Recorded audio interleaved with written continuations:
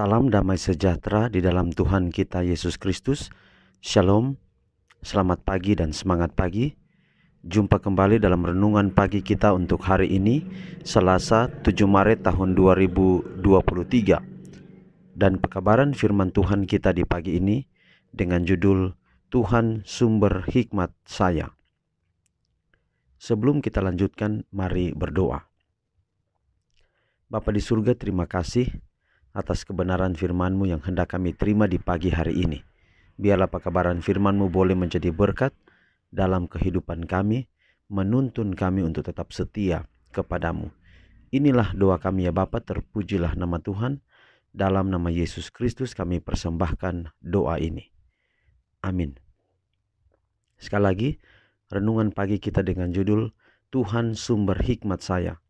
Dan ayat firman Tuhan Amsal 3:13, berbahagialah orang yang mendapat hikmat, orang yang memperoleh kepandaian. Sekali lagi, Amsal 3:13, berbahagialah orang yang mendapat hikmat, orang yang memperoleh kepandaian.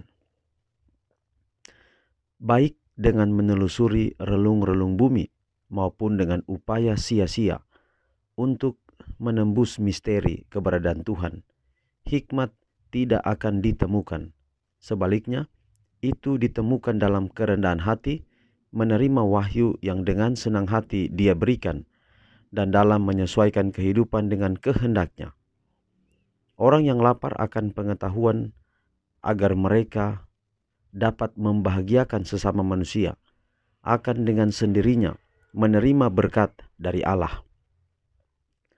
Oleh mempelajari firman-Nya, kekuatan pikirannya akan dibangkitkan kepada kegiatan yang sungguh-sungguh. Jangan seorang pun berpikir bahwa tidak ada pengetahuan lagi yang tidak mereka peroleh. Kepintaran manusia dapat diukur. Karya-karya para pengarang bisa dikuasai.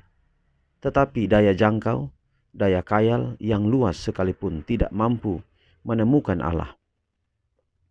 Ada kebakaan di balik semua yang dapat kita pahami.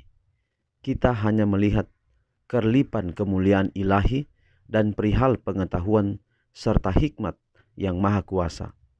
Kita sudah sebagaimana adanya, bekerja di permukaan tambang, sedang biji emas berada di bawah permukaan tanah, untuk memberi pahala bagi orang yang menggalinya. Cangkul harus menggali makin lama semakin dalam, dan hasilnya ialah permata yang mulia. Perantaraan iman yang benar, pengetahuan ilahi akan menjadi pengetahuan manusia. Apabila di antara kamu ada yang kekurangan hikmat, hendaklah ia memintakannya kepada Allah. Yakobus 1 ayat 5. Bapa kita di surga adalah sumber kehidupan, hikmat, dan sukacita. Jadi saudara, Tuhan sumber hikmat. Kalau saya dan saudara bergantung kepada Tuhan, maka kita bukan hanya mendapatkan pengetahuan, ilmu pengetahuan, tapi kita lebih mendapatkan yaitu hikmat. Berbeda orang yang hanya sekedar tahu ilmu pengetahuan dengan orang yang memiliki hikmat. Hikmat adalah kebijaksanaan. Belum tentu orang pintar itu bijaksana. Tetapi sudah tentu orang yang bijaksana itu adalah orang yang pintar.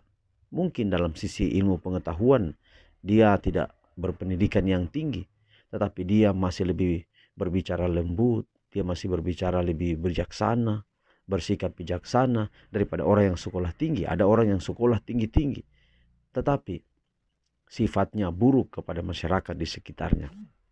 Padahal rumus ilmu padi, jadi rumus ilmu padi semakin berisi, semakin merunduk. Artinya bahwa ada orang yang kuliah tinggi-tinggi, tapi dia semakin tinggi, hatinya semakin sombong dia.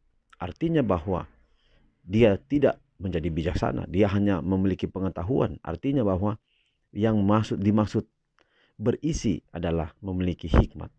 Jadi saya dan saudara bukan kejar kepintaran, tapi kejarlah hikmat. Dan untuk mengejar hikmat kita tidak sanggup. Tetapi Tuhan adalah sumber hikmat. Caranya adalah kejar Tuhan, cari Tuhan, dapatkan Tuhan. Maka kita akan dapatkan sumber hikmat itu sendiri. Kiranya kita boleh mengerti, memahami pekabaran hari ini, bahwa yang paling penting untuk mendapatkan hikmat, bergantung kepada Tuhan. Adik-adik yang masih sekolah, orang-orang muda, kalau engkau mau mencari kepandaian atau hikmat, carilah Tuhan terlebih dahulu. Kiranya Tuhan memberkati pekabaran di pagi hari ini. Mari kita akhiri dalam doa, mari berdoa. Bapa di surga, terima kasih atas kesempatan belajar firman-Mu pagi ini. Terima kasih pekabaran firman-Mu yang begitu indah. Kiranya dapat menguatkan kami, menuntun kami untuk tetap setia kepadamu. Inilah doa kami ya Bapa. Terpujilah nama Tuhan, ampunilah segala dosa-dosa kami. Kami persembahkan doa ini dalam nama Yesus Kristus yang adalah Tuhan dan Juru Selamat kami. Amin.